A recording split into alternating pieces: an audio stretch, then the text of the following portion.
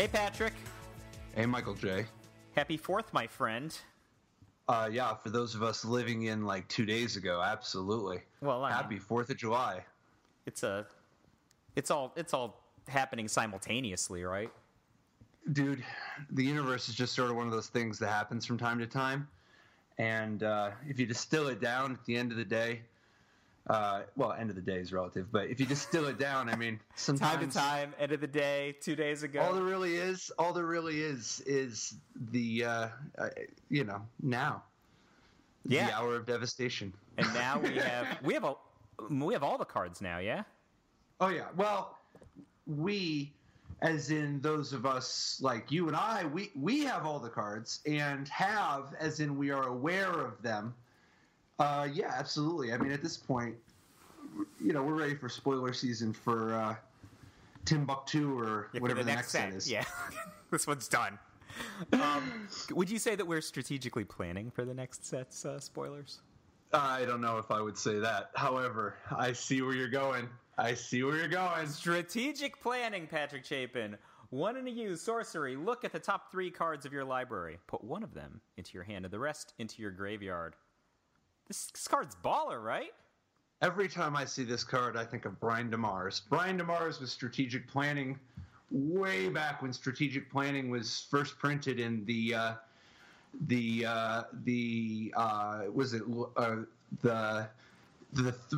Portal Three Kingdoms? Yeah, exactly. This is a reprinted card that they have given us now at Common. Yeah, and it was like, what was it, like $40 or whatever at one point? I mean, is this card instantaneously banned in Mental Magic? Like, what's the... No, not too good. I don't know. Mental Magic's not canon in Mental Magic anymore. All right. I think there's too many cards, too many things, and too many disparate rule sets between people. As the former official columnist of Mental Magic on the Mothership, I defer to the Patrick Chapin rules of Mental Magic. So, if you say so, I agree. No, strategic planning is dope. It's like so it's obviously, it's an anticipate at sorcery speed, but instead of having to put the cards on the bottom, you get to discard the cards. You get to put them in your graveyard. This is really powerful, right? So you can. Well, so yeah, okay, go ahead. All right, so it's blue. Okay, just to put a couple things out there. Being blue is itself an advantage for library manipulation cards, right? Because this is on the order of some red cards, on the order of a Cathartic Reunion, on the order of a Tormenting Voice. But the reason that I thought this card was so exciting is because not that long ago, Michael Majors was playing that blue-green deck that had a card which is, correct me if I'm wrong, is inferior to this card, but still helping to set up Splendid Reclamation, right? Like, this seems like it helps you... Wait, which card are you talking? 1 in a blue, look at the top 5, put a bunch of junk in the graveyard. Strictly inferior. Not strictly. All right, not strictly. But this card, puts a card in your hand, and you have some flexibility around what you want to keep. You can keep land if you need to. You can accelerate into call that a combo piece while putting enablers or combo pieces in the graveyard. Whether you want to put lands in the graveyard, whether you want to put Drown Yard Temple into the graveyard, there's all kinds of stuff you can do with this card that I think is going to make it. I think this will be a popular card in some format. Oh, yeah. The fact that strategic planning synergizes with so many cards is very attractive. It's fun. It's interesting. I don't know for sure how prevalent it'll end up being, because I could easily imagine it turning out to be like a third of the field is playing strategic planning. Yeah. But I could also easily imagine a world where 7% of the field is 5% of the field is playing strategic planning, because there's actually like so many different library manipulation spells to begin with. There's so many different types of card draw and so many different types of ways to get little advantage, whether it's like the library manipulation, whether it's Traverse the Ulvenwild or Oath of Nissa or Painful Truce or Glimmer of Genius. There's so much really powerful library manipulations that has synergy with various strategies, and that's not even getting into the fact that with cycling, there's a de facto like 40 different cards that have cycling that are tournament viable. They have library manipulation aspects that are tournament viable. Oh, so I think if strategic planning is good enough, it is without question because of the synergistic applications. I think that you got to start anticipate as a baseline. Anticipate, it's fine. It's like somewhat fringe by today's standards, and strategic planning being a sorcery is meaningfully worse than anticipate for a control strategy at a baseline, like some kind of a counterspell deck. But if you can actually take advantage of the fact that you're going to discard one of those, like if, say, as a hypothetical, imagine if 20 cards in your deck were, if 20 cards in your deck or so had graveyard applications, then, I mean, at that point, strategic plannings is like well into being a draw to. Yeah, so, if you want to compare it against cards of similar casting cost, right? So, strategic planning versus anticipate, they dig the same depth into your deck. Being an instant is obviously much more advantageous to a baseline counterspell deck. Being a sorcery is a downside to. It's a downside, I think, strictly speaking, but not a practical downside unless you have particular kinds of cards in your deck. Compare it to cards that don't put a card into your hand. Unlike a card like Cathartic Reunion or Tormenting Voice, it has no additional cost, but at the same time, it can't fix your hand, right? So one of the upsides of those cards, which put cards into your graveyard, you actually like make your hand better, both by getting a card or cards from the top of your deck, which is what strategic planning does, but also by exchanging cards that you might not want in your hand. This card does not do that.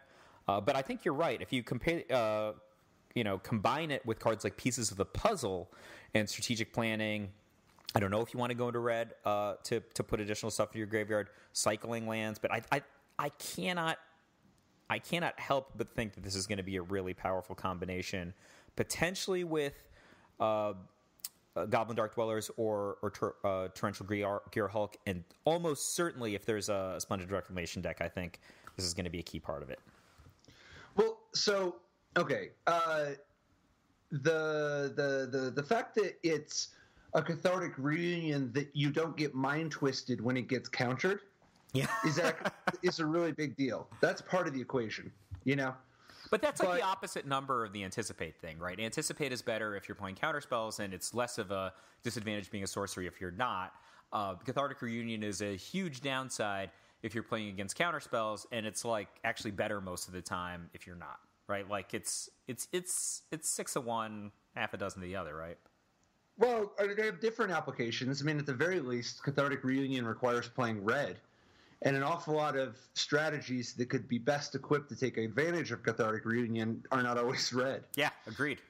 Whereas, like, for instance, if you're playing some kind of a blue-green deck, strategic planning is much easier on the mana. If you're playing even just 12 graveyard interactions, 12 cards that would work, and obviously, by the way, Cathartic Reunion works with Madness, whereas strategic plannings doesn't. But if you're playing with graveyard interactions with things like Scrap Heap Scrounger or that Drownyard Temple or the Hooded Hydra, if you have just 12 cards that work from the graveyard, then strategic plannings is going to draw you an extra card more than half the time. Effectively. Like if you strategic plannings, each time that you see a Hooded Hydra, well, it's like you drew a 4-mana 6/6, which is a pretty good deal. Yeah. Because, so how much people are actually playing strategic plannings, it's weird. It's like, do you think this is the one that pushes the reclamation strategies over the edge? I don't know. I think that the thing inhibiting the reclamation strategy is just Mardu. So unless you have some way to I guess this is just another fast card that you can use. Like, you don't have to go for the reclamation. If this just pulls you into your fog or whatever you need to defend yourself, to buy yourself a turn or two, maybe it is because it's fast and it replaces itself. I don't know. I don't know how the decks lay out quite yet. I'm not totally sure I would describe strategic plannings as fast. It's way faster than a 3 casting cost card, right? Like, that's not the bar. Mardu is playing 1-mana 3/2s. Yeah, I've been on both sides of that, man. It doesn't. Catalog is not the bar. It's not fun. It's not fun when you're playing against a 3/2 on turn 1, and then they're like, "Oh, look, a Heart of Kieran. Like, I wonder if I have a way to turn it on. I do." Like, it's you kind of need your fog, and if you don't have it, you're kind of dead. Kind of. Okay. Here's something you can do with your strategic plannings. Strategic plannings in your Liliana Death's Majesty Reanimator deck. Oh, there you go.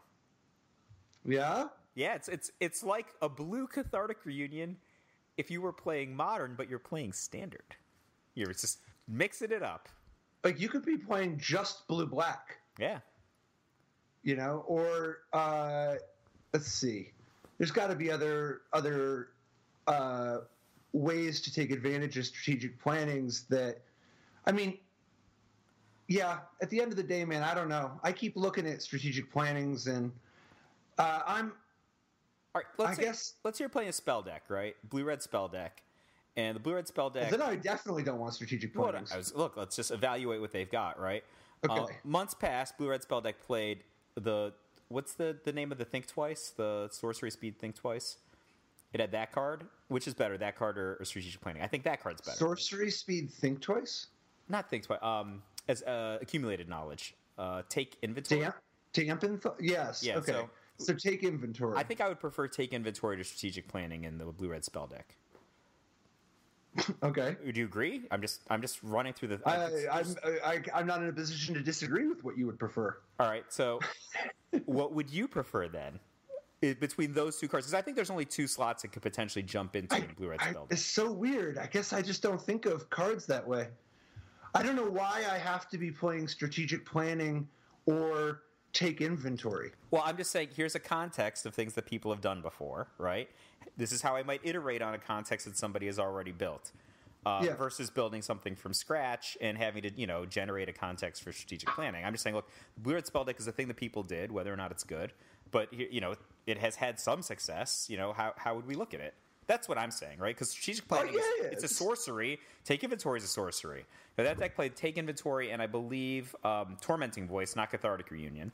And I think that you could play strategic planning instead of the Tormenting Voice, but that deck played Fiery Temper, so maybe you lose something, maybe you gain something. But I don't think I would like strategic planning more than take inventory in that deck. That's my ultimate point. So you're talking about a deck full of spells that is still willing to play a sorcery speed blue manipulator. That's why my head went there. To me, I wouldn't be able to evaluate such a thing unless I knew the other 52 cards. Towers and... I also would really need to have some understanding of what the other people are doing now that they have access to all these new cards. And I'd need to understand better what are the other changes and innovations we're making to try to, I guess, get the blue-red up to today. I really don't think you want to use strategic planning in general as a fixer. I think it has to be about the graveyard synergy because you were exactly right. The strategic plannings is worse than anticipate if you're not. It's not functionally, but the discarding, putting the cards in your graveyard instead of on the bottom of your deck is worse in the abstract. It's much more abusable, and you can do a lot of synergistic stuff with it. But in the abstract, not only would you run out of cards 2 turns earlier, you already know what the 2 cards are you put on the bottom of your deck to anticipate. When you cast strategic plannings, now you're letting your opponent know not only the 2 cards that you're not taking and that you won't have access to directly, but you're also giving them information about the 3rd card because it was a card that you selected over the 2 cards you discarded. Oh my gosh, that is some mad Wafo Topo junk that you just hit. Yeah. I don't know if you remember this story, but you played against Wafo in a Grand Prix in Europe like 10 years ago. And you were like going on the wire, and I remember you recounting this story to me in wonder, and it was just like, man, that was such a tight match. And Waffle was like, no, remember, I put this on the bottom of my deck on turn 2, so I was playing for it for the past 53 turns. I don't know. Your version has some liberties, but of course I remember that match with Waffle. Super exciting to me. All right. Well, Wafa was one of the coldest who ever done it. I remember every single match I've ever played against Wafa. Well, I think this card's going to be popular. I think that you're right that it's going to probably rely on some graveyard synergies more than half the time. I think that it's going to have some regular non-graveyard synergy applications some of the time. That's my guess. Where? Goblin Dark Dweller? Is that... It's not the worst, I guess. It's not... Well, that's still a graveyard, right? Like... yeah, but why are you strategic planning instead of anything else? I'm not saying it would be bad. It seems like it's fine. It's just I'm looking for the reason of why strategic planning instead of anything else, because there are so many ways to manipulate your library right now. There's so many. You can't play very many relative to how many there are. They have just gone hog wild, printing anticipates and strategic plannings and painful truths and glimmer of genius and 50 cards that cycle and cathartic reunion and tormenting voice and I think you make a good point. Take inventory and anticipate isn't even the 2 casting cost non-sorcery speed manipulator of choice unless you're deliberately playing with Blue Gearhulk, right? Like dude, I don't even know, man. There's still so many. People play like 1, right? Like, and they'll just be like, I'll just play a cycling card instead half the time. Especially if it's a 1 casting cost cycling card, right? They're just like cycling sensors or whatever. So I think the card looks interesting, but I think we got to find some interactions for it. When I'm looking at a new set, particularly one that has so many cards that are of a relatively compressed power level that are comparable but in a different way synergistically to existing cards, I often will start by trying to find something that is either a new like a new concept, a new strategy, a new paradigm, something like I try to start with the big consequences, the big changes, and then sort of build an understanding of the new world from there. And because, like, for instance, there are some really powerful cards that if you just start there, it's cool and it's exciting, but it's so hard to know if the world is right for such a thing. Like, for instance, Crested Sunmare. 3 white, and actually we talked about this last week, though, right? Horse Tribal, yeah. I come around, man. Horse Tribal. So it's so hard to know when Crested Sunmare has to compete with Archangel Avacyn and Verdurous Gearhulk and Ishkana Graftwidow and Glorybringer and all the different Planeswalkers and the possibility of just only going up to Gideon. I don't know. There's so many other factors, and that's not even getting into the stuff that it's implicitly competing with Fumigate, and stuff like that. 10 mana? Well, all the horses at 10 mana. Oh, man. And if you've got, like, 2 of these so that they can make each other indestructible. Oh, man. 15 mana. 15 mana if you gain 1. Well, no, you only need 5. You just do it over 3 turns. I'm just saying at 15 mana. I'm saying Fumigate, double Horse Tribal. Boom. Got ya. Yeah, but just like renewed faith in your deck, right? Like that gets good. Like a 5/5 for 5. I mean, other horses. No, I'm not talking about how to use it. I'm talking about whether it's good in the format. Oh, I think you got to make your deck make Horse Tribal good. Like, I don't think that you're probably just going to jam Horse Tribal into Mardu or something. No. But what I mean is that why is Horse Tribal what I should be playing? I don't get me wrong. I'm going to be interested in building Horse Tribal and building everything else too. But I like to have some direction of where are the incentives? What is going to be well positioned so that I can understand things like, is this like a really good time for Horse Tribal? It sounds like a joke, but it's not an accident to have arrived at the position of, oh, this is a really good time to play Blue Devotion. Because even though Blue Devotion sounds like this epic strategy now, before, like when I talked about Blue Devotion in my set review for Theros, it was a joke deck. Even though it was within 8 cards of the Pro Tour deck. It was a joke deck because until you understood why is this the time, and then figured out what are those last 8-10 cards to change, to fix, to shore up some weaknesses, that's what I'm talking about. I love having that direction in the course of exploring, Horse Tribal and whatnot. Like, to me, one of the biggest, loudest ripple, beginning, I guess, the splashes, a cannonball, if you will, that that I think is going to have a bunch of consequences to the format. Is one of the things they did with non-Bolas is that they are really playing up. They are they're serious about some of non-Bolas's anti-Planeswalker propensities.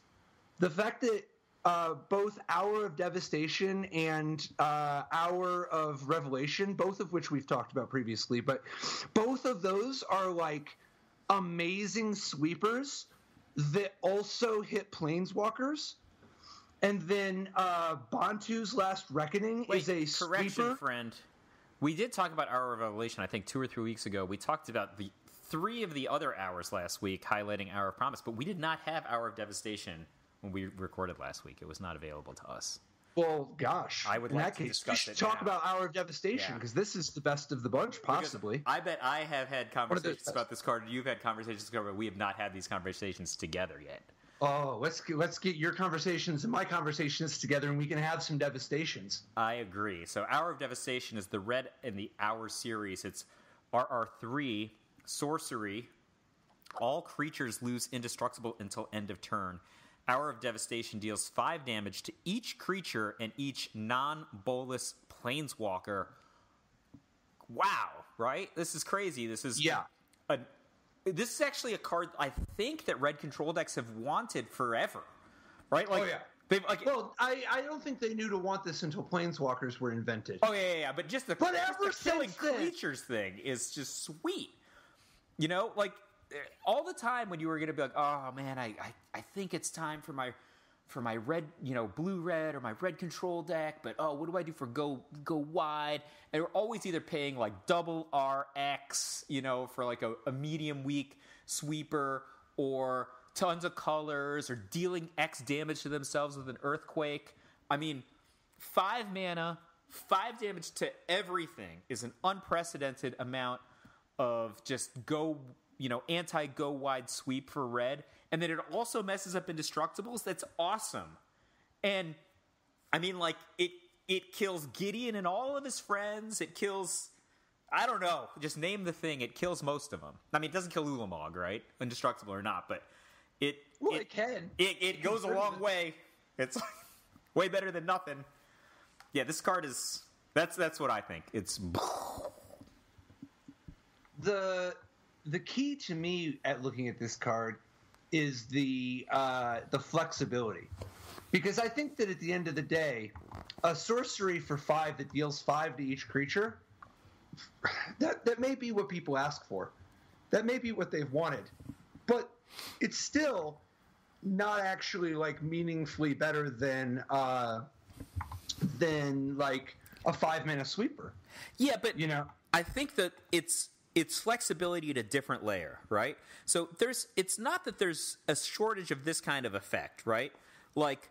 Bantu's Last Reckoning, for example, does a similar thing to this, accepting the Planeswalkers. There are 3 other highly playable white cards that do a similar thing to this. But this isn't... Oh, good.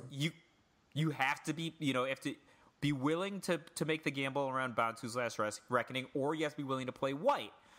This just gives you flexibility at the deck design layer, right? And it kills Planeswalkers. No, I'm not. Okay, I want to get to the Planeswalker thing in just a second, but it's not like this is unprecedented as a sweeper in terms of hitting the creatures.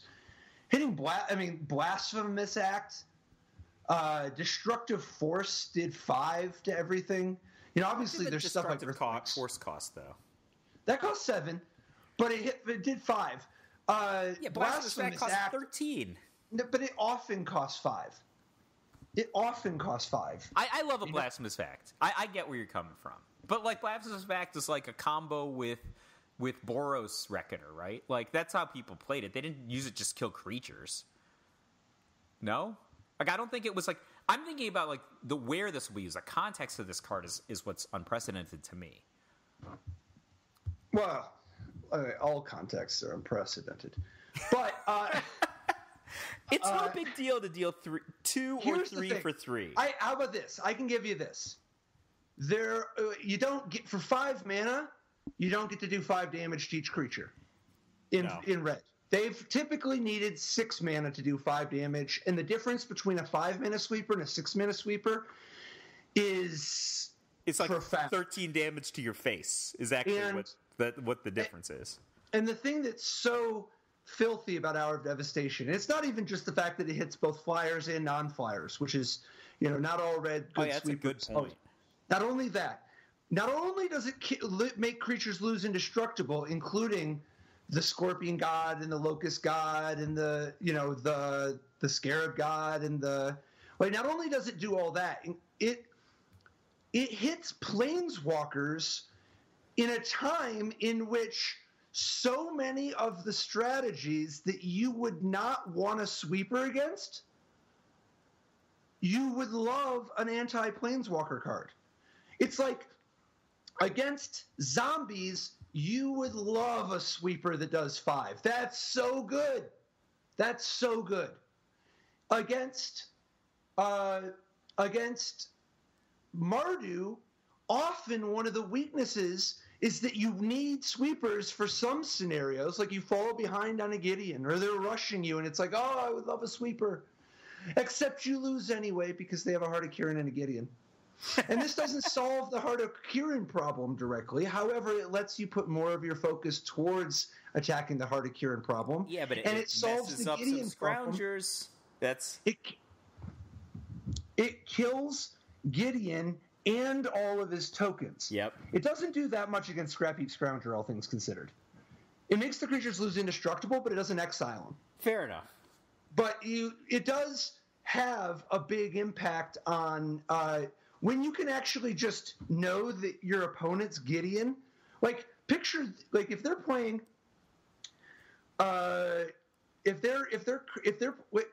let's just set aside the Heart of Kirin thing, because that, I think, needs its own focus. But if they go Toolcraft Exemplar, Veteran Mercenary, and then they have, whether it's if they have a Thalia or Unlicensed Disintegration, whatever, and then they play a Gideon, Hour of Devastation, getting all of whatever you haven't already killed, that's such a big deal. The fact that Hour of Devastation also can kill multiple Planeswalkers. Yeah, I mean, that's one of the things I think is great about this card, because it's not that much of a stretch for us to think about familiar context and be like, well, people are going to play in a certain way. But this is also a card that deals with the unexpected in a different way than a lot of other stuff. Like, imagine it's July 4th, right, for me right now. I don't know about for the listeners. It's July 4th for me right now. But imagine it was December 25th, and you were sitting across from your friend and mine, Conley Woods. He goes, first turn, Oath of Nissa. Second turn, Strategic Planning. Dumps Horse Tribal. Then he goes like, Nissa, Dovinbon. On his next turn, gains 2 life, Liliana, Death's Majesty, and Horse Tribals you. It's your 5th turn. You have a weird idea of Magical Christmas Land. Oh, I have a very Conley Woods idea of Magical Christmas Land in this story. You cast your Hour of Devastation, all of his plants, all of his planeswalkers, his so-called indestructible horse, all gone. Hour of Devastation. Right. I mean, Hour of Devastation, once you see that Hour of Devastation is a defining influence in the format, it starts making Horse Tribal seem a little, either, 1, not naturally suited, or 2, in need of finding some technology for making all the horses 6/6s.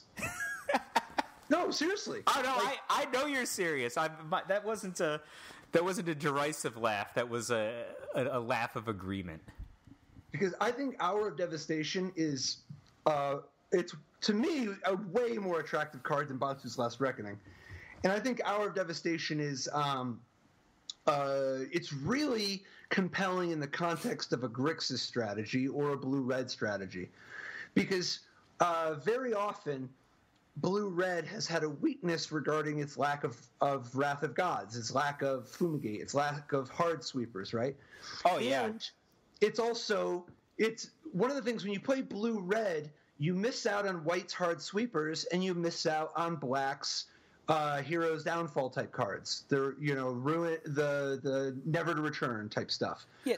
And when you play with Hour of Devastation, you can get so much of both. Yeah, just for specific context, I did a fair amount of testing for the Star City Invitational was this past weekend. I did a fair amount of testing to, I didn't play myself, but to help friends prepare. And, just playing the blue-red side against Mardu, I felt super comfortable, right? Like, I was, like, really, really good at pacing them, getting them 1-for-1, and then using the blue card drawing spells to get in a position where I just win in the long term. The things that make you attracted to blue-red, and you or someone in general. But if you're playing against Teamer, energy. I was going to say, I still don't even... Okay, keep going. All right, so playing against Teamer energy, like, stuff was very different because, like, their creatures could threaten to be gigantic, right? Or hexproof, or, something like that. And, like, the red, like, a card like a Magma Spray becomes really unimpressive against a Long Tusk Cub very quickly, right? Or even if you're like, I'm all jazzed to do, a good Harness Lightning, but then they've got the Hydra, right? Like, a card like, or the worst thing is just like, okay, I've got an Essence Scatter in my hand, turn 4, and they're like, Chandra instead. And, like, it was really, really challenging, I thought. I think I still had a decent matchup with blue-red, but, like, I felt Mardu was really, really instinctive and automatic to overcome with blue-red, and I thought Teamer's way, way more challenging. But I think card like Hour of Devastation would go a long way in helping that matchup, at least after sideboarding. I don't know if I'd play it main deck, but, like, just the kind of tools that you would want, that'd be really, really impressive because it could handle a Hydra even if they have energy. It can handle a pretty big Long Tusk Cub, or sometimes they just go wide because their expectation is that you have all these 1 and 2 casting cost instant point removal spells. You're just like, you just blow them out because they put 4 things on the board. So I think that's something I find would be attractive here, sideboarding against Teamer. So in the context of blue-red specifically, I think it's important to note that Hour of Devastation dealing 5 is awesome for a Torrential Gearhulk deck. Oh, yeah. My guy lives, your team dies? Torrential Gearhulk is so messed up of a Magic card to start with, and the fact that it synergizes so perfect in every... I mean, aside from flashing back the Hour of Devastation itself, like, it doesn't actually do that, but the fact that you can even go turn 5 Hour of Devastation, and then when you untap on turn 6, now you have a Torrential Gearhulk in hand, and your opponent has depleted resources. It's like a nice curve. But then also, just as the game progresses, your Torrential Gearhulk could potentially... Sometimes Torrential Gearhulk is just alive. And an Hour of Devastation killing everything else is, like, helpful. It's just a nice little thing. Oh, yeah, there's also, like, just tons of tactical context that you can drive there. Like, turn 6, Torrential Gearhulk, for card drawing instead of, a counter or board removal. Play your 7th land, Hour of Devastation, with the 2-mana counterspell open.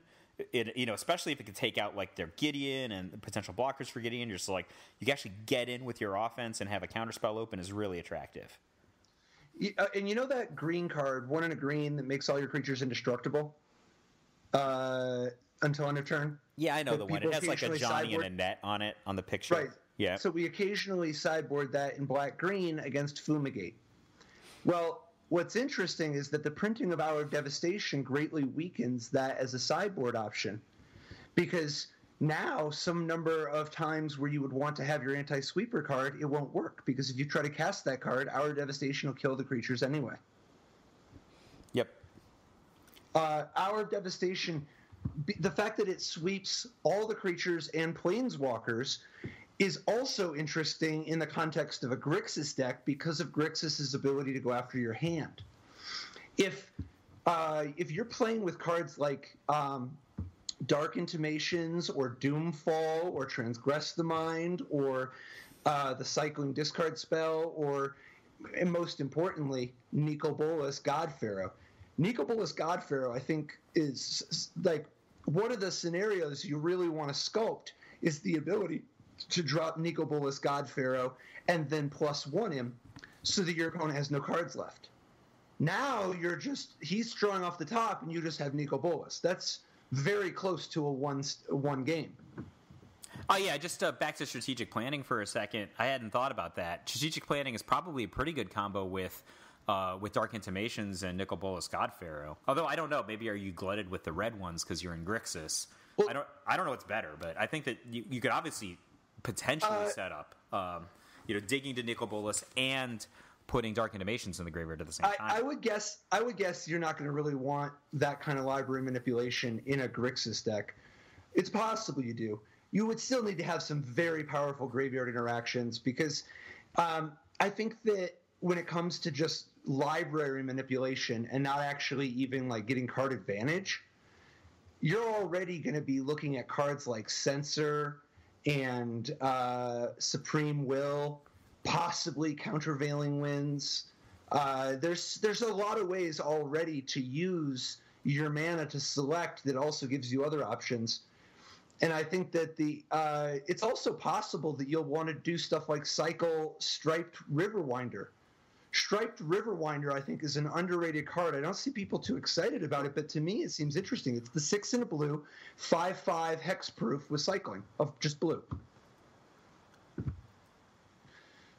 So the reason I like Striped Riverwinder is that even though it's just a common, it's whatever, right? Although it is funny to me that now you can just get Autumn Willow with cycling at common. But well, it's quite a bit better than Autumn Willow. Like in play, right? Yeah. Like, I don't know. I'm a little skeptical on this one just because the Sphinx hasn't seen much play. I think don't you think the Sphinx is a better quality card on average than Striped Riverwinder? No, it depends on what you're trying to accomplish. So I see so many people that just want to put the Sphinx in their deck because they're like, oh, it's the least bad of the cards I would never play. And then they just cycle it for a blue. Yeah. Right? And then they get it back sometimes with Liliana or whatever. And that's cool. That's fine. Because you do, at the end of the day, some of these cards need a creature in the graveyard to work, whether it's a Liliana, whether it's a Dark Intimations. Dark Intimations. Dark Intimations, great example. And Dark Intimations obviously has new reason to exist now because of Nicol Bolas God Pharaoh. But in general, if you're going to play Dark Intimations, you got to make sure you can actually meet the condition, right? But that's a great point. If you're going to play Dark Intimations, maybe your baseline kind of card filtering or card drawing spells in your Nicol Bolas deck are going to be cycling creatures, right? Like that's the most synergistic with, especially one cycling one, not one casting cost. That might be great at Dark Intimations. So Striped Riverwinder and the Sphinx are both most of the time 1 mana draw card. Put a creature in your graveyard, right? Mm-hmm. But the question is, when you are actually going to play it, which of the two do you prefer? Do you prefer the savings of mana for a 4/4 flyer that dies to everything in your deck that doesn't have any removal? It Every always single just thing. dies. Yeah. It dies to everything. It dies to Harness Lightning very frequently. It dies to Fatal Push most of the time. It's always going to die to dies to something there's unlicensed nothing to shoot at, right? Like, it dies to Unlicensed Disintegration. It dies to everything. Striped Riverwinder, you don't play it until later, and when you play it, it has hexproof, so all their dead cards are still dead. the other thing is if you're going to cheat anyway, right? Like you're not going to pay the mana cost on the creature, then like a Liliana Death's Majesty. it's just irrelevant what you paid for it, right? Like, and a 5/5 hexproof is generally speaking better than a 4/4 flyer with no defensive capabilities if your goal is just to win the game with it. Right. I think the big thing comes down to how many creatures are in your deck that, like, I don't know, if you put any, like, Drakehaven decks, for instance, if you're playing, like, a blue-black, like, I tried some Drakehaven decks, and I was just finding that, like, if I ever just play the Archfiend or the Sphinx, man, do I have disintegrations that are unlicensed. Yeah, but that's the only thing that I don't like about blue-red, man. You always have to play for 7 or 8 mana because he's just always dead, and you're always taking 3 when you cast a Torrential Gearhulk on 6. Now, there is the challenge that Striped Riverwinder dies to the Hour of Devastation. But we might be talking about slightly different decks here, because like once you're playing Hour of Devastation, I think it becomes a lot harder to play Dark Intimations. And I think Hour of Devastation is a more powerful card straight up. However, I think Dark Intimations has potential also. I think it's possible you could play both. I'm more optimistic of Hour of Devastation than Dark Intimations. I think you're probably going to – this is just, speculation on my part, but I think that I'd probably be cycling a bunch and playing Dark Intimation's main deck and then siding in Hour of Devastation against decks that were going wide against me. That's what – because, like, that card is, like, pretty – I hate to say it's not narrow, obviously. It's good against a bunch of different kind of things, but I don't think that – If you're in a Grixis deck, your best application to stopping a Planeswalker isn't a 5 casting cost sorcery, right? You can, do a lot of things other than a 5 casting cost sorcery to stop a random Planeswalker. I think having a diverse mix of ways to stop a Planeswalker is good, because I think like the first Hour of Devastation you have in your deck, it makes a big deal when your deck has cards like Supreme Will, So you keep using this word Supreme Will. Would we like to talk about it? I don't know. Is this a new card? Supreme Will, 2 and a blue instant. Choose one. Counter target spell unless its controller pays 3. Look at the top 4 cards of your library, put 1 in your hand and the rest on the bottom of your library in any order. It's an impulse. And I think we talked about this on previous weeks, but I think Supreme Will looks really good to me. I think it's easy to play too many, and you don't want to do that. But I think that the having some of your counter spells give you options at impulses to be able to find the things you need, or to find your big threats, or to find your whatever, your answer to Heart of Kirin or whatever. I think that's I think it's a great option. And to me, this is it's also nice as a backup option for my Torrential Gearhulk, because sometimes I've played Anticipates, because sometimes you don't always have a Glimmer Genius available, and you really want to make sure you can like keep the card flow going. Well, I mean, this is a way better card than Anticipate the Torrential Gearhulk to just proactively dig. I think this card might be a 4 of in Blue-Red Gearhulk decks.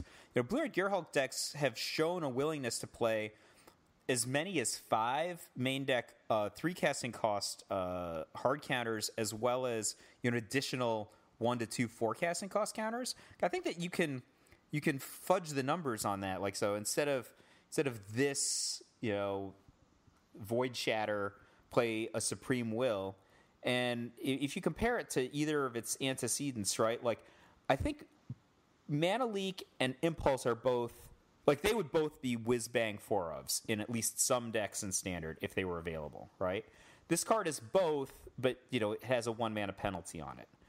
And it's at a cost with a lot of competition. Yeah, but what I'm saying is that I think that you could make an argument to say, like, look, if my deck's willing to play 5 3 casting cost hard counters and 2 4 casting cost counters, one of them hard, right? Like, could I play 4 Supreme Will and then 1 to 2 Void Shatter instead, and then like retain most of what I want? I like Disallow better right now, by the way. What? For what it's a minor point, but I like Disallow better than Void Shatter right now. Sure, I'm just saying. It's just like I get the name of a 3 because most of them play a mix anyway, right? Like, 2 Void Shatter and 3 whatever it is. Maybe some people play Scatter to the Winds, whatever they're playing. But I'm just saying, like, look, let's start with the Supreme Wills, which is less good of a hard counter. It's not hard at all, but a Mana Leak is often pretty hard, right? But then it still have like 1 or 2. Those maybe will shift, or maybe still retain a 4 casting cost hard counter or 2. But you get this bonus of like being able to dig to your Gearhulk, like you would with an Anticipate, and then utilize the Supreme Will from the graveyard as the card that the Gearhulk gets back, in very, very fluid fashion. It's compacting the cards that, the casting costs aren't so different. The utility isn't so different. The thing is, though, that when I have a Disallow in my hand, I'm not always trying to, like, cycle it. No, I'm not trying to cash in my Disallow. And so, to me, I think that I don't always want to be flooded with Supreme Wills. Like, if I actually was playing some deck that wanted to have 6 3-mana counterspells, which, I mean, maybe. But let's just say I do. My starting point, I guess, would be 3 Supreme Wills and 3 Disallows. I'm not so sure. It's possible the Supreme Will ends up being like Censor, where it's just so great, But I don't know. You only have so much time for dirtling. We'll see. I do think it's a weird little monkey wrench that they also printed Countervailing Winds in the same set. I think which is Tuna Blue. Let's finish this one and then go to Countervailing Winds. I think that Supreme Will be played on a consistent basis on every row from 0, 1, 2, 3, and 4 copies. All of as long as it's for the next portion of Standard prior to the release in the next set, I think we will see successful decks with 0, 1, 2, 3, and 4 copies. That's my prediction on this one.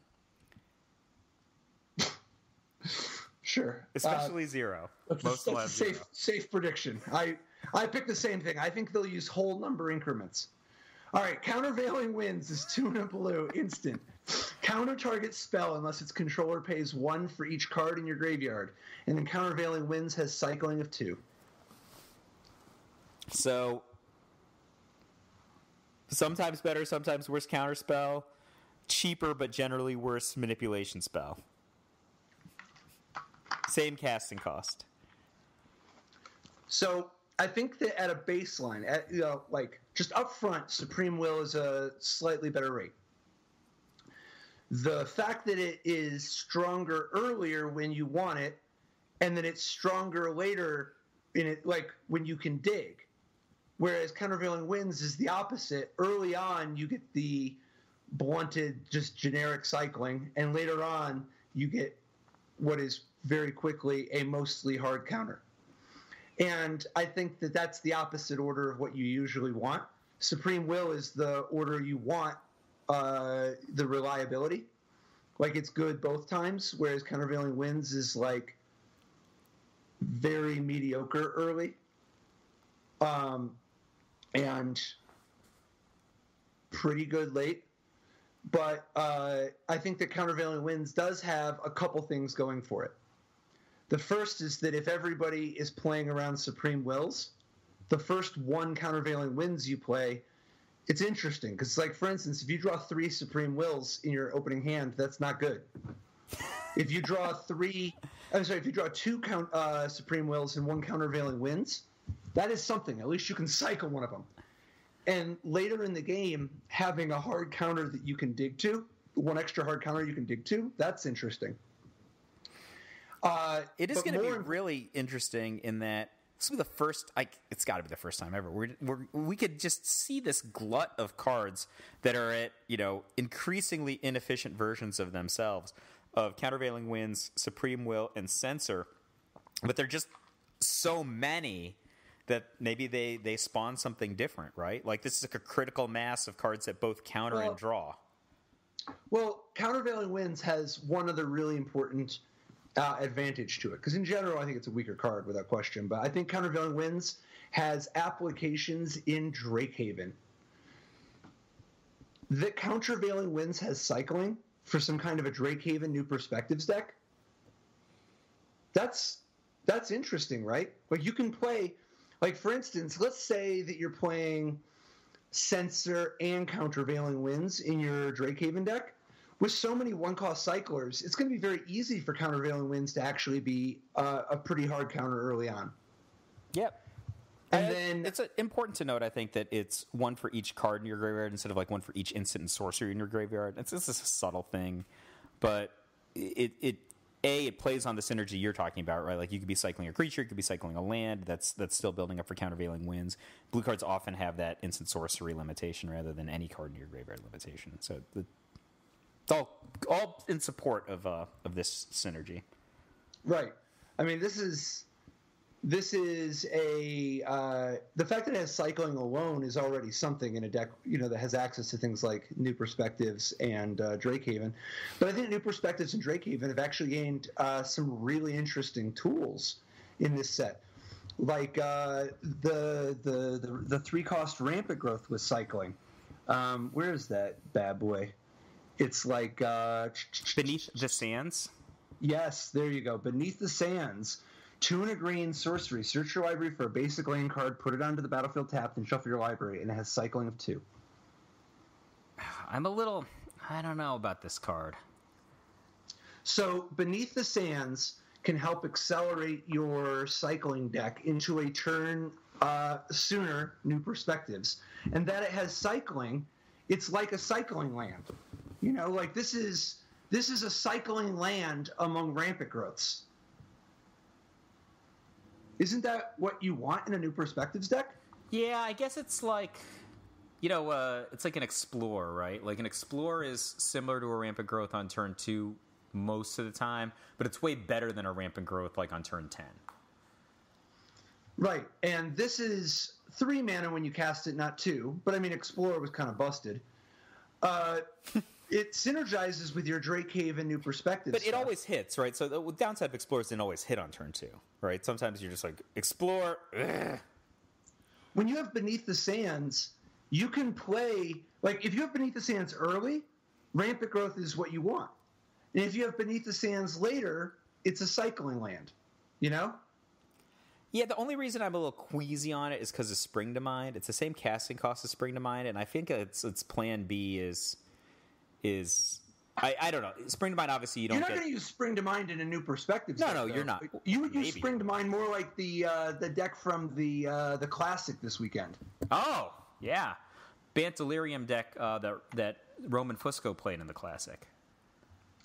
Yeah, and that one's kind of an interesting mix of a couple different strategies we've seen, right? Like, isn't that the finally Ulamog and like having Ulamog side by side with Thraben Inspector at last. So Roman qualified for the Invitational weekend by winning the Star City Regionals in New York a few months back. He beat Dan Ward in the finals, and those guys have been buddy since that finals match. Remember when Dan played that awesome Kerry Zev's Expertise deck that no longer works because they changed the rules on it? Yeah. They're like, oh, wow, that deck is really good. We're changing the rules. Sometimes you break it so much they change the rules. No second That's tournament like for that. Wilt Chamberlain levels of break it. Yeah, so they got to be buddy. So this is mostly Dan Ward's deck. But this is like everything that, like, I don't know if you remember, we talked about this a few months ago, and then Fedge actually wrote an article about it where there was the green-white version of Marvel that played on the fact that if you just played a bunch of sweepers, you could fight against other people's Emeralds.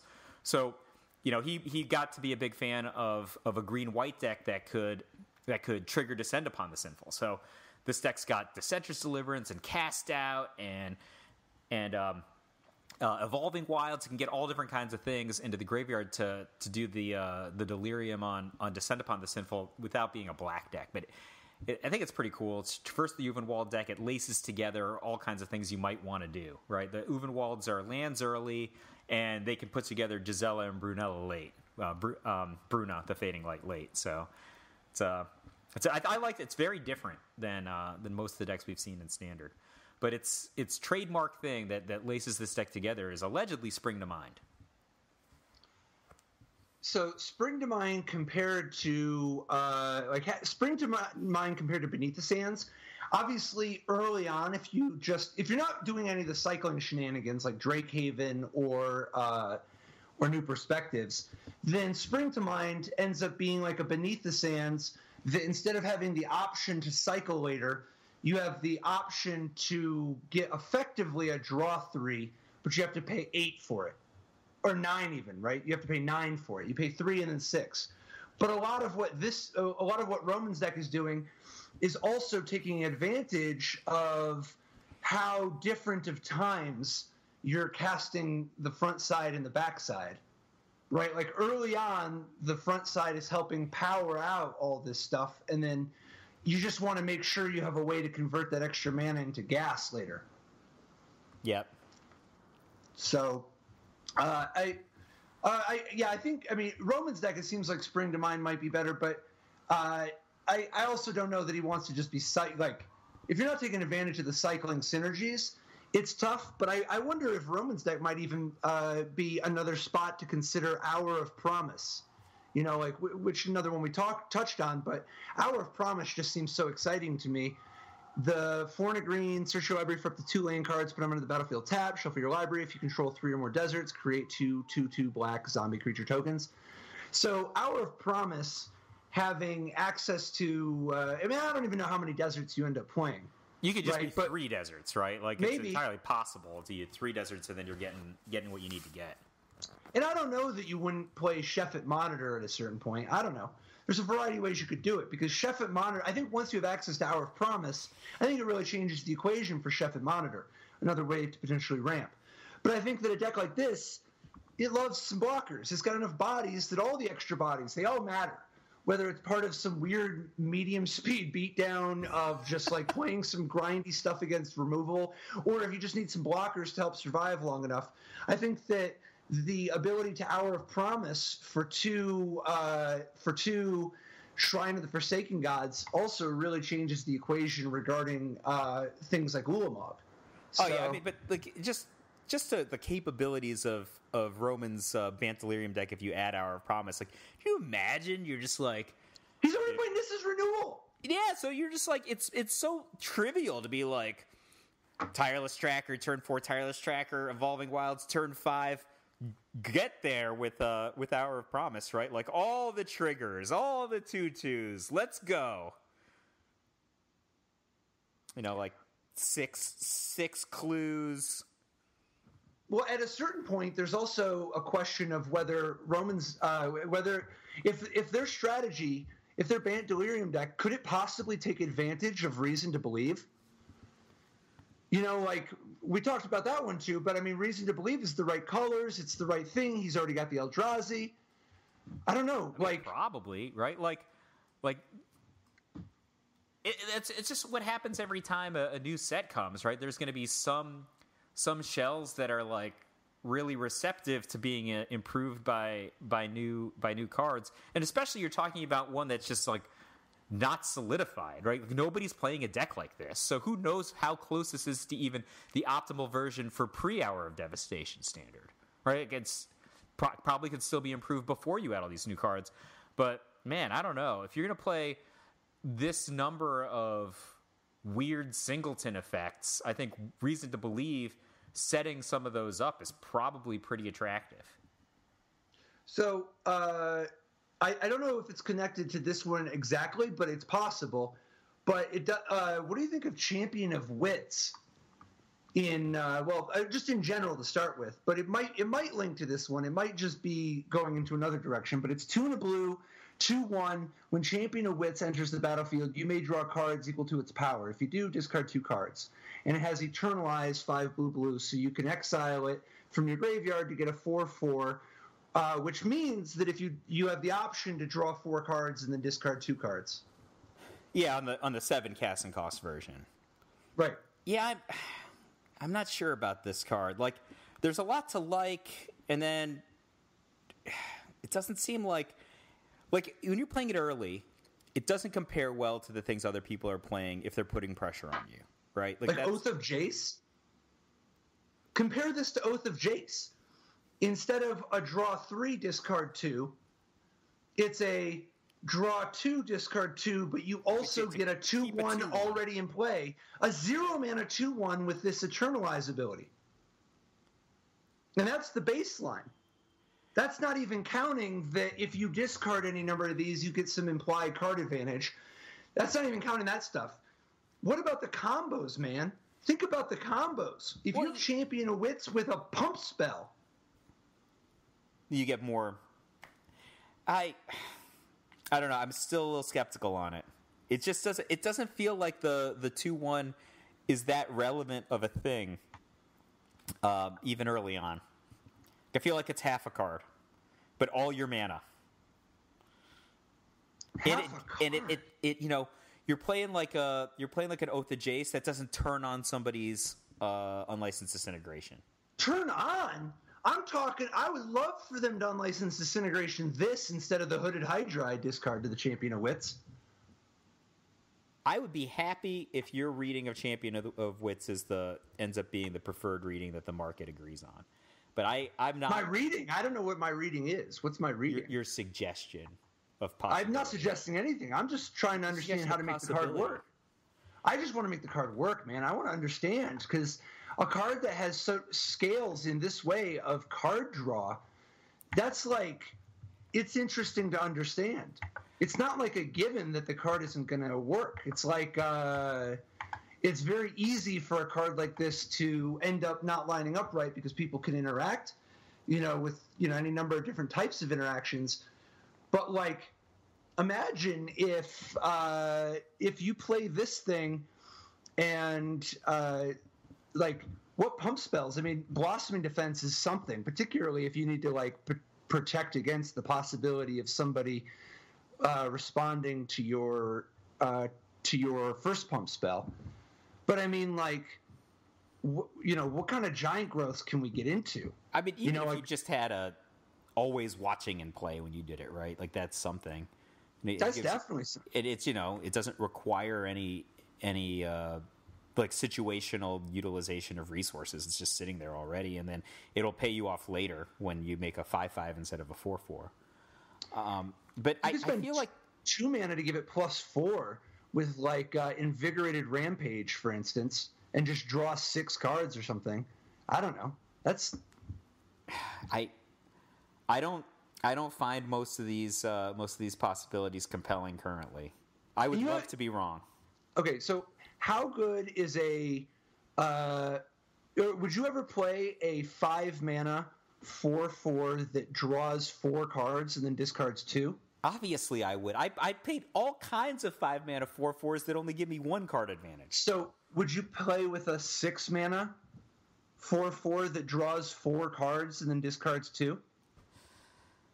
That's at least like, now you're getting to the spot where it's actually like, yeah, but this is a 7 mana.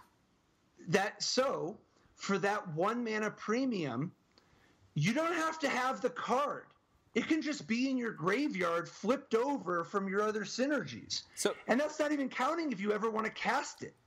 Well, the reason that I like the 4/4s for 5 that have those abilities is because when I play them in whatever kind of decks that I'm playing them in, whether it's like black-red control or beasts, those are all decks that are just like tapping out for a thing every turn. Right? I was like in that mode in my deck design life. I'm just like tap out, tap out, tap out, slight trump, slight trump, slight trump. All my advantage is coming from position on the board that's a little bit better than the opponent's position on the board, until which point I tip the scales a little bit. But I think the Champion of Wits is like set up, payoff, instead of just like I'm compacting all this value into all my mana tap every turn.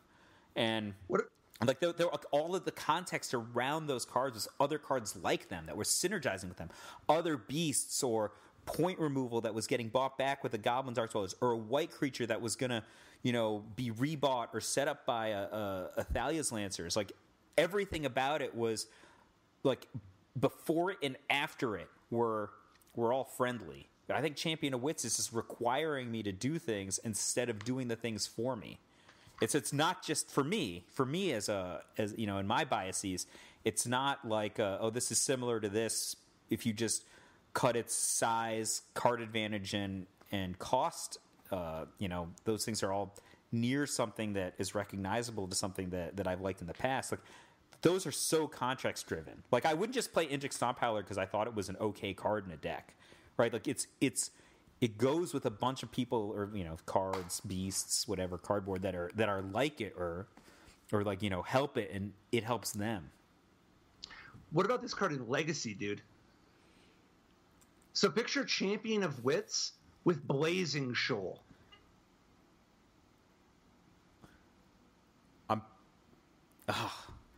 Yeah. That's just like, now you just draw 14 or whatever, right? Okay, how about... Like, I better win the next turn. That's next turn? What do you mean next turn? I'm winning this turn? I got it. It's Legacy. I hope so. I'm down for winning this turn. How about this? How about Invigorate? I like an Invigorate. Invigorate, that's pretty sweet, right? Like, just 0 mana, draw 4? All right, so on the subject of Invigorate, I think that we would be remiss if we didn't talk about what's the white enchantment, the 3 casting cost white enchantment that makes Invigorate? Solemnity. On the subject of Invigorate. So Solemnity it's 2 and a white enchantment. Players can't get counters. Counters can't be put on artifacts, creatures, enchantments, or lands. What does this have to do with Invigorate? Because Invigorate's best friend is a poison counter, right? And Solemnity's worst, I don't know, thing under its boot is a poison counter. That's why I thought that they had to do with each other. It's funny that when you play this enchantment in Modern, Yeah. Nobody can get poison counters, so already you're just like hard countering Infect, right? But then also counters can't be put on artifacts, creatures, enchantments, or lands. So that's interesting. Is there enough to want this against Affinity? Like, well, obviously, it's a hard counters right? Well, I'm talking about against Affinity, though, to start with. It hard counters Ravager, and it makes the Inkmoth Nexus not work, but does it do anything else against Affinity specifically? I think that if you were going to play Solemnity in your sideboard, you might as well bring it in against Affinities, at least some of the time. I think because I think that its bad case scenario is that it's like kind of a clunky 1-for-1, right? Like if you draw one Solemnity and they draw one Ravager. What if they don't draw Ravager? But they're not going to not draw any Ravagers and any Inkmoth Nexus, Inkmoth Nexus. This also doesn't kill the Inkmoth Nexus. They can still get mana, and it doesn't kill the Ravager that's already in play. Yeah, but it does count. But the thing is that, like, I'm not saying that I would play Solemnity in my sideboard for Affinity. I'm saying if I were playing Solemnity, and I think if I were on the play, I'd be way more likely to do this than if I were on the draw. Partially for the reason that you said about like the timing on the Ravager, also maybe like how under the gun I am being on the draw against Affinity. But I think it's just worth it, and that like if they draw multiple Ravagers, right? It's like really going to mess up their life if they draw multiple Ravagers, and it's also like you just a little not compared to Stony Silence. Yeah, but I'm not saying that this isn't your anti-affinity card. This is a card that if you have, then you're like, I think that, let's throw this in. Maybe it's better than something you have. Maybe it's not. I don't think it's particularly fast enough to play on the draw. I mean, unless you've got some really bad stuff to take out, right? Like, it's possible that your deck is full of too much clunk, right? And you just, like, anything you can get out of whatever it is, you can take it out. But there are other applications for, I mean, obviously. But I think I would side it in against Affinity, at least on the play, if I already had it. But I don't think that I would think about this as an anti-Affinity card. It's, I think, mostly a heavy-handed answer to energy cards in Standard. Yeah, that's one of the things I read it as. See, to me, I mean, don't get me wrong. Obviously, it's got like it just annihilates Infect at a top level, right? Yeah, it just destroys it. But to me, when I look at this card, I just want to pair it with Dark Depths in Legacy. Just combo off right there and then. That's interesting, right? I mean, it's certainly a very powerful application, right? There's no question about that. It's your Vampire Hex Mage, right? Like being able to play more Vampire Hex Mages is already interesting, but. And I don't know that you normally even want to play that because, I mean, so often you want the Thespian stage or whatever. But the fact, like, some people play Infect in Legacy. And the putting counters on things in Legacy, it has, like, incidental applications, right? Like, it has incidental things it hates out. Yeah, but I think it's just perfectly fine to have, like when you're playing, like, a Snap Cloud of Fairies deck and your opponent's playing Dark Depths, right? Like, you just have a card that is good against them, or, you could be playing Dark Depths with Solemnity, and then you just happen to have a card that's great against Infect. I think that's completely feasible. Like, you're just getting a whole bunch of percentage against one of the played decks, pretty good played deck in the field, and then your deck has already got this self-contained combo also. Like, that, I think that's fine. There's other combos, too. I mean, your deck could have, there's a couple enchantments that make it so that whenever you would take damage, you put like counters on them. I know one of them's Force Bubble from Scourge. It's like 2 white. If damage would be dealt to you, put that many depletion counters on Force Bubble instead. And when there are 4 or more depletion counters on Force Bubble, sacrifice it, and at the end of the turn, remove all depletion counters from Force Bubble. If you just play this 3 into Solemnity on 3 and then Force Bubble on 4, you can never take damage again. Yeah, there's that the white enchantment deck? There's a couple of these. There's two. There's another one. There's another one that's like Force Bubble. what set was it in? It was like well, I don't know. I could have swore there was two. Was it like Odyssey or Torment or Judgment? It was like Delaying Shield. Delaying Shield. Yes, Delaying Shield. If you would be dealt damage, put that many delay counters on Delaying Shield instead. At the beginning of your upkeep, remove all delay counters from Delaying Shield. For each delay counter removed this way, you lose 1 life unless you pay 1 and a white. So, if you have a bunch of Delaying Shields and Force Bubbles, now you have all these combos that make it so that you can never take any damage. Right? I mean, like, yeah. And then if you have Glacial Chasm or any cumulative upkeep card, it never goes up. Oh, so that's you can just, really cool. So if you have Solemnity, you can just play Glacial Chasm forever now. And Glacial Chasm's like a fine card for a Thespian Stage Dark Depths deck anyway. You know? Well, that's interesting, right? Yeah, I think that it's totally plausible to play Solemnity with some of these, you know, certainly with Dark Depths, but I think that it's going to be an interesting card to see in a bunch of different formats, right? Modern, Standard, and other formats. I mean, in Modern, you can use it with Persist, like Kitchen Finks, like Malira. But it also works with the Undying ones. Are there any of the Undying ones that you'd rather have? You know, that's kind of an interesting way to change the equation. Well, yeah, the Undying ones are way more powerful, but they're just, you know, they don't have the direct combos. Well, they do with this now. Yeah. Like if you had Stranglegeist, Solemnity means that as any sack outlet at 0 mana could just sacrifice your Stranglegeist as much as you want. Sure.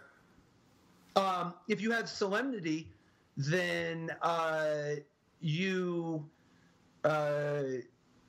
there's like lots of different things you now. It's weird because it actually doesn't do the new Vizier stuff, the Vizier that but it messes up people's ability to do it stops their combos. Vizier combo.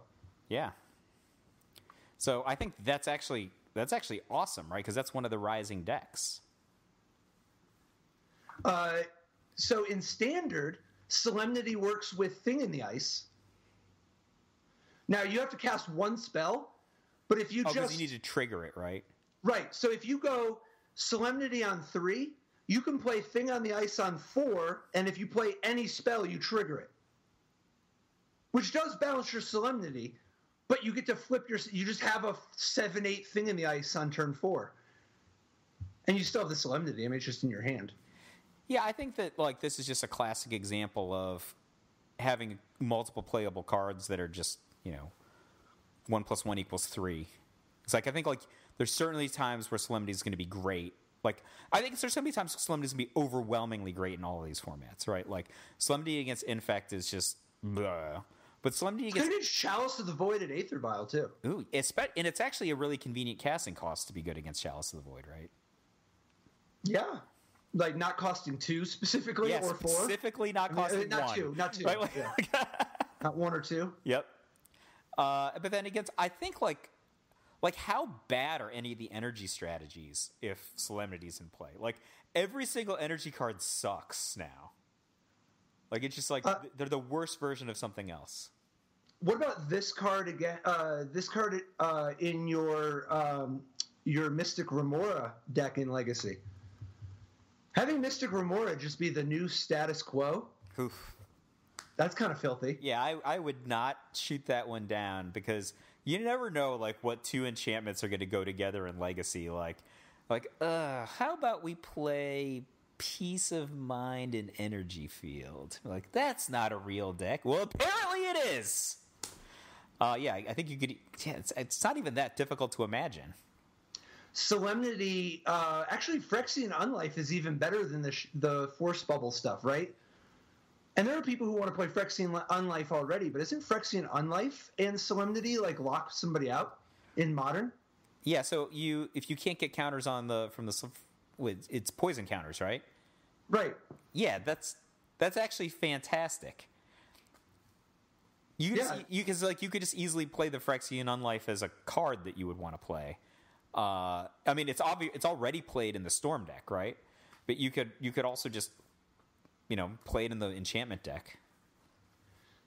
What about Jotun? What's the 4/4 for 2 from Cold Snap? Jotun Grunts. Jotun Grunt. Yep. Jotun Grunt. 2 mana 4/4.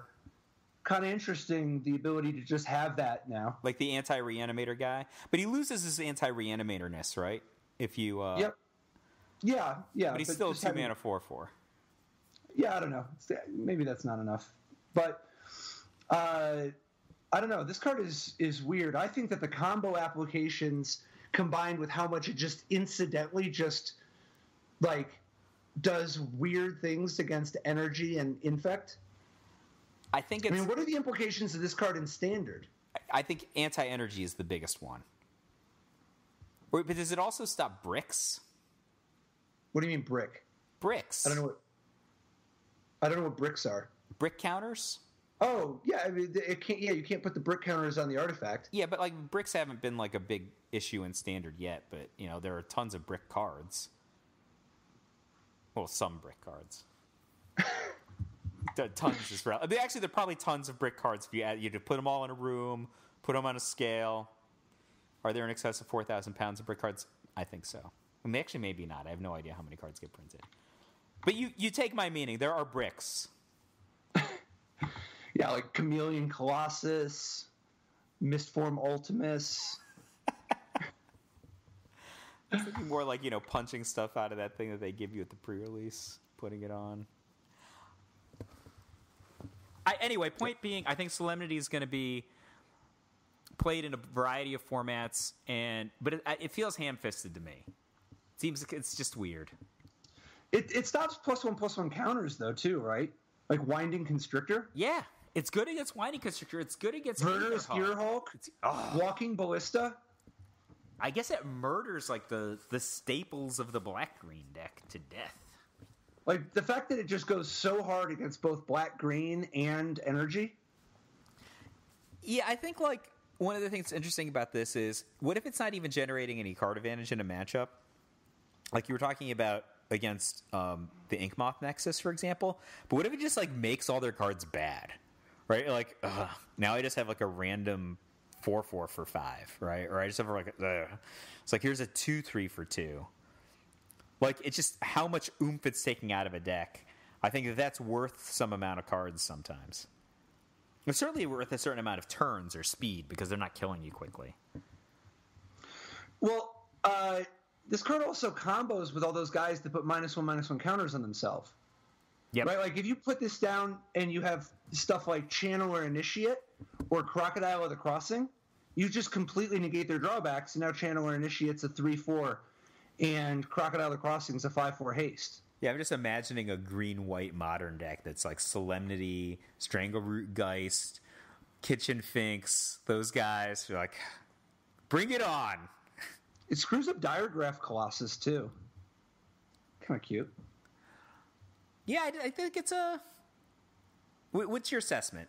Just medium played. Sometimes it's going to be crazy good sideboard card. What's the path? I don't know, man. It's super confusing. It'll probably be played, but it's really weird because it's both so strong of combo applications and then such a strong hate card.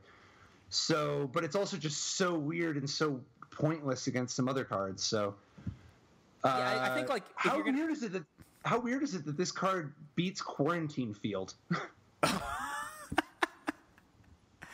That is weird. That is weird. It's a weird card. It is an extremely weird card.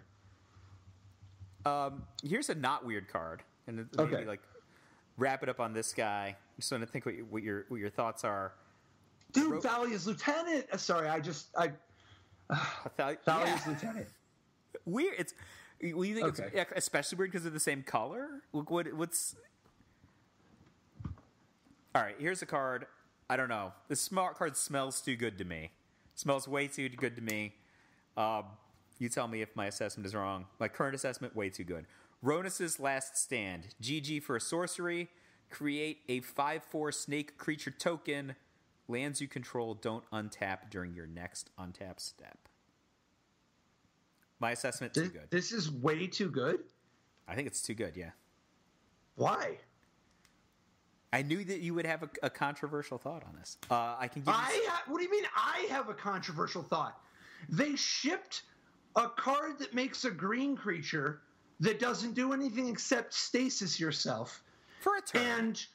And you're saying I have a controversial opinion? Well, what about you? A contrary opinion to mine. What's your controversial opinion? All right. First of all, a 5/4 on turn 2 is really good. Right? Like, people have been beating each other up with 3/3s on turn 2 for the last, 2 years. And the 3/3s are just often great, or 3/2s on turn 2.